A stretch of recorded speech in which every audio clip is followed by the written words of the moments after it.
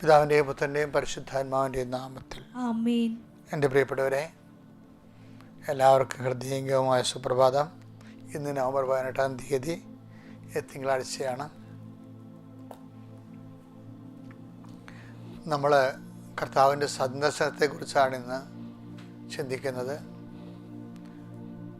അപ്പോൾ മാതാവിൻ്റെ പ്രത്യക്ഷപ്പെടലെല്ലാം ഒരു ദൈവത്തിൻ്റെ സന്ദർശനമാണ്. കൃപാസനത്തിൽ ദൈവം സന്ദർശിച്ചതാണ് ഡിസംബർ 7-ാം തീയതി ഉച്ച കഴിഞ്ഞ് 2:30 മണിക്ക്. അത് സന്ദർശനമാണ്. സന്ദർശനത്തോടുകൂടിയാണ് അനുഗ്രഹങ്ങളെല്ലാം തുടങ്ങുന്നത്. പക്ഷെ സന്ദർശനം നമ്മൾ ഏറ്റെടുത്തിട്ട് അതിൻ്റെ ചൈതന്യം ജനങ്ങളിലേക്ക് കൊടുക്കണം. അതുകൊണ്ടാണ് പ്രത്യക്ഷീകരണം മറ്റുള്ളവരോട് പറയണമെന്ന് പറയണത്, പ്രാർത്ഥിക്കണം. അപ്പോൾ അതിൻ്റെ അനുഗ്രഹം ദൈവം നമ്മുടെ ജീവിതത്തിൽ തുടങ്ങും. അതാണ് പ്രത്യക്ഷീകരണ പ്രാർത്ഥന ചൊല്ലിക്കൊണ്ട് അത് നമുക്കത് പ്രാപിക്കാം. അമ്മേ പരിശുദ്ധ അമ്മേ, ദൈവമാതാവേ, അന്ന് അങ്ങ് കൃപാസനത്തിൽ പ്രത്യക്ഷപ്പെട്ട് വരാൻ പോകുന്ന മഹാദുരന്തത്തിൽ നിന്ന് രക്ഷപ്പെടാനും എല്ലാവർക്കും വേണ്ടി പ്രാർത്ഥിക്കുവാനും ആവശ്യപ്പെട്ടിട്ട് 20 വർഷം തികയുന്ന ഈ വേളയിൽ കൃപാസനത്തിലൂടെ ഞങ്ങൾക്കും ഈ ദേശത്തിനും അങ്ങ് മാധ്യസ്ഥം തേടി തന്ന എല്ലാ അനുഗ്രഹങ്ങൾക്കും കൃപകൾക്കും ഞങ്ങളിപ്പോൾ ഹൃദയം നിറഞ്ഞ നന്ദി പറയുന്നു. അമ്മേ പരിശുദ്ധ അമ്മേ, ജപമാല മാതാവേ, സകല കൃപാസനം പ്രാർത്ഥനയോടും ചേർത്ത് ഞങ്ങളിപ്പോൾ പ്രാർത്ഥിക്കുന്ന ഈ കുടുംബത്തിന്റെ പ്രത്യേക നിയോഗം ഓർത്ത് സമർപ്പിച്ച് പ്രാർത്ഥിക്കുക.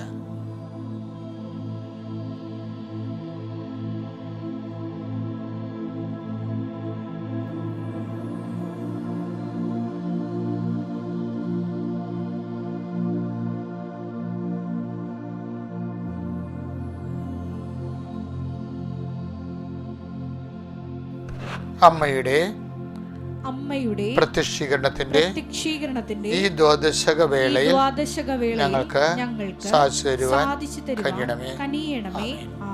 വിശ്വാസ പ്രമാണം. സർവശക്തനായ പിതാവും ആകാശത്തിന്റെയും ഭൂമിയുടെയും സൃഷ്ടാവുമായ ദൈവത്തിൽ ഞാൻ വിശ്വസിക്കുന്നു. അവിടുത്തെ ഏകപുത്രനും ഞങ്ങളുടെ കർത്താവുമായ ഈശോമിശിഹായിലും ഞാൻ വിശ്വസിക്കുന്നു.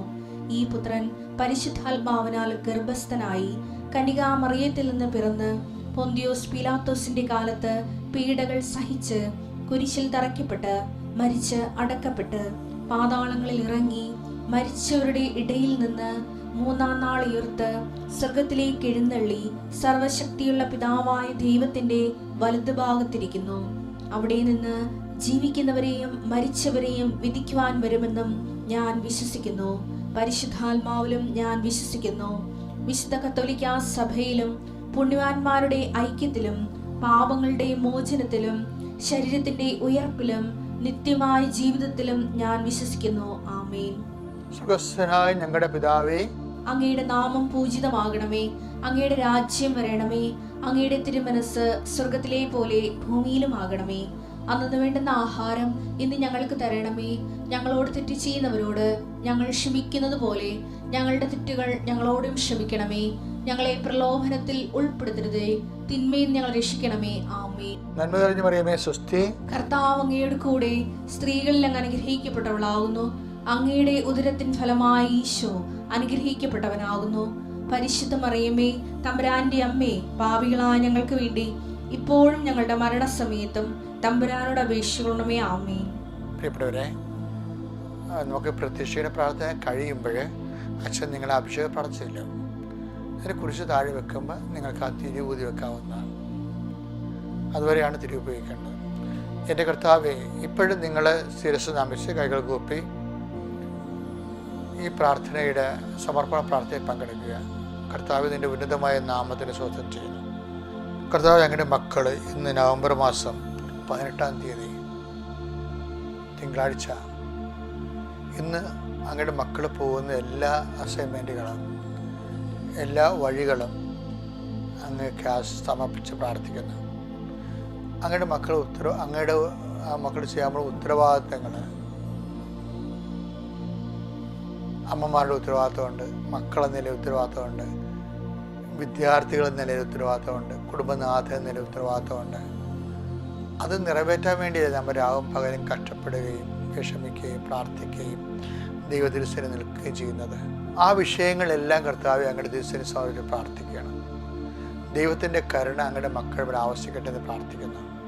കർത്താവ്, ഞാൻ 38 വർഷം അർപ്പിച്ച കുർബാനയുടെ യുവതിയാണ്. കൃപാസ്ഥാനത്താറെ ജീവനോടെ പ്രത്യക്ഷപ്പെട്ട പരിശുദ്ധ അമ്മയുടെ മാധ്യസ്ഥതയിലെ ഇന്നത്തെ ഉത്തരവാദിത്തങ്ങൾ നിർവഹിക്കാൻ ആവശ്യമായ ദൈവികമായ ശക്തി അങ്ങയുടെ മക്കൾക്ക് അങ്ങ് അഭിഷേകമായി നൽകണമെന്ന് പ്രാർത്ഥിക്കുന്നു. കർത്താവെ, നിന്റെ വിശുദ്ധ പൗരോഹിത്യത്തെ മഹത്വപ്പെടുത്തണമേ. കർത്താവെ, സഭയിലുള്ള സാന്നിധ്യം പ്രകടമാക്കണമേ. കർത്താവെ, അൾത്താരയിൽ നടന്ന 10,000 കൃപാസ അൾത്താരയിൽ നടന്ന 10,000 ആരാധന, അമ്മയുടെ പ്രത്യക്ഷീകരണത്തിൻ്റെ യോഗ്യതയാൽ നടത്തിയ ആരാധനകളെല്ലാം നിറഞ്ഞു നിന്ന് അങ്ങയുടെ സാന്നിധ്യത്തിൻ്റെ അസ്ഥിവാരത്തിൽ പ്രാർത്ഥിക്കുന്ന കർത്താവെ, അങ്ങയുടെ മക്കൾ മാരക രോഗികൾ അവരെ സ്പർശിക്കണേ കർത്താവെ. തീരാവേദിയുള്ളവരെ സ്പർശിക്കണേ കർത്താവെ. ജീവിത പ്രശ്നങ്ങളുടെ കർത്താവെ, പലതരത്തിലുള്ള ജീവിത പ്രശ്നങ്ങളിൽ ഒറ്റക്ക് തുഴഞ്ഞ് നെഞ്ചും കൂടി കലങ്ങുന്ന അനേകം മക്കളുണ്ട്. ഉറക്കമില്ലാത്ത മക്കളുണ്ട്. അതിൻ്റെ പേരിൽ എന്തെല്ലാം ഉത്തരവാദിത്വം നിറവേറ്റിയാലും ഒരു സ്നേഹമോ സന്ധിപ്പോ അംഗീകാരമോ മനസ്സിലാക്കലോ പോലും കിട്ടാതെ ഒറ്റക്കിരുന്ന് വിഷമിക്കുന്നവരുണ്ട്. എന്തിനിത്രയും കഷ്ടപ്പെടുന്ന, ആർക്ക് വേണ്ടി കഷ്ടപ്പെടുന്നതൊക്കെ ഓർത്തിട്ട് നിരാശപ്പെട്ട് തന്നോട് തന്നെ വെറുപ്പ് തോന്നുന്ന മനുഷ്യരുണ്ട്. കർത്താവ്, ആ മക്കളെല്ലാം നീ മാത്രമേ അവർക്കുള്ളൂ. നീ മാത്രമാണ് എല്ലാം അറിയുന്ന ആൾ. കർത്താവെ, നിൻ്റെ സാന്ത്വനം അവർക്ക് നൽകണം, നിൻ്റെ ശക്തി അവർക്ക് നൽകണം. കർത്താവ്, അങ്ങയുടെ മക്കൾ ഇന്ന് എന്തെല്ലാം ചെയ്യുന്നു, എവിടെയെല്ലാം പോകുന്നു, ആരെയെല്ലാം കാണുന്നു, അവിടെ എല്ലാം അങ്ങയുടെ സാന്നിധ്യം ഉണ്ടാകണം. അങ്ങയുടെ മക്കൾക്ക് ചെയ്യാൻ പറ്റാത്ത കാര്യങ്ങളുണ്ട് ഈശോയെ. അവിടെ കഴിവുകൊണ്ടോ ശേഷി കൊണ്ടോ ഒന്നും ചെയ്യാൻ പറ്റാത്ത ഒത്തിരി കാര്യങ്ങളുണ്ട്. അവിടെയെല്ലാം നിൻ്റെ സാന്നിധ്യം ഉണ്ടാണ്. ദൈവത്തിന് ഒന്നും അസാധ്യമല്ലല്ലോ എന്ന് അമ്മയോട് നീ പറഞ്ഞില്ലേ? ആ അസാധ്യം ഒന്നും അസാധ്യമല്ലാത്ത ദൈവത്തിൻ്റെ സാധ്യമായ സാന്നിധ്യം, ആ സാന്നിധ്യം കൊണ്ട് നടക്കുന്ന വിഷയത്തിൻ്റെ മേലെ അവർക്ക് ഒരു തണുപ്പ് കിട്ടാനും ഒരു സംരക്ഷണം കിട്ടാനും ദൈവത്തിൻ്റെ കരുണ നിന്നിലേക്ക് ആവശ്യിക്കട്ടെ. എൻ്റെ കർത്താവിൻ്റെ ഉന്നതമായ നാമത്തിൽ സഭയുടെ അധികാരത്തിൽ കുരിശടയാളത്തിൽ ദൈവശക്തിയാൽ ഞാൻ അനുഗ്രഹിക്കപ്പെടട്ടെ. ഇന്നത്തെ ദിവസം മുഴുവനും നിൻ്റെ വലത്തും ഇടത്തും വീട്ടിലും വഴിയിലും ജലത്തിലും കരയിലും മുകളിലും ഹൃദയത്തിലും കർത്താവിൻ്റെ സാന്നിധ്യവും സഹവാസവും സംരക്ഷണം ഉണ്ടാവട്ടെ. മക്കളെ, നമ്മളിന്ന് വായിക്കാൻ പോകുന്നത് ദൈവത്തിൻ്റെ സന്ദർശനത്തെക്കുറിച്ചാണ്. ഈ ഈവൻറ്റ് ദ വിസിറ്റ് ഓഫ് ഗോഡാണ്.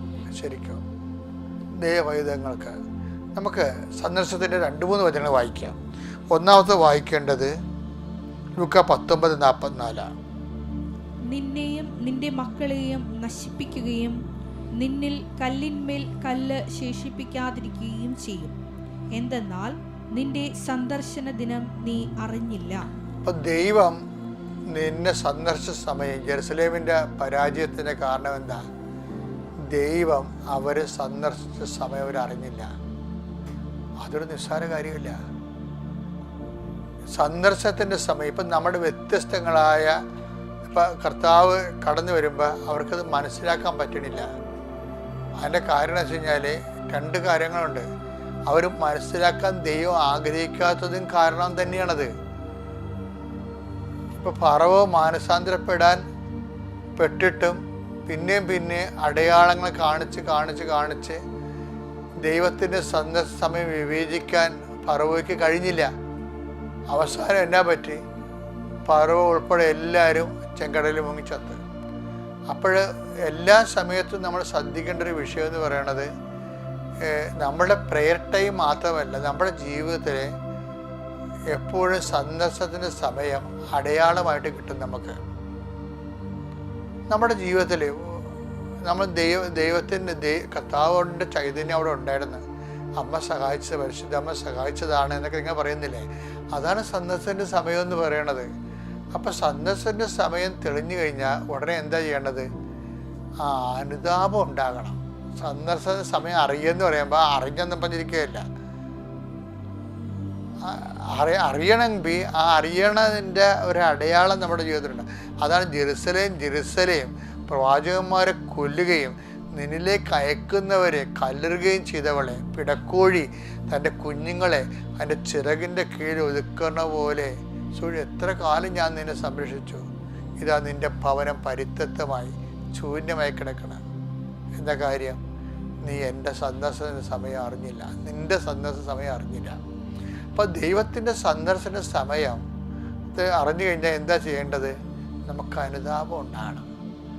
ഒരു അനുഗ്രഹം കൈപ്പറ്റിയാൽ ഉടനെ പിന്നെ അനുതാപത്തിൻ്റെ ജീവിതമാണ്. പിന്നെ അടുത്ത അനുഗ്രഹം പോരട്ടെ എന്ന് പറയുകയല്ല ചെയ്യേണ്ടത്.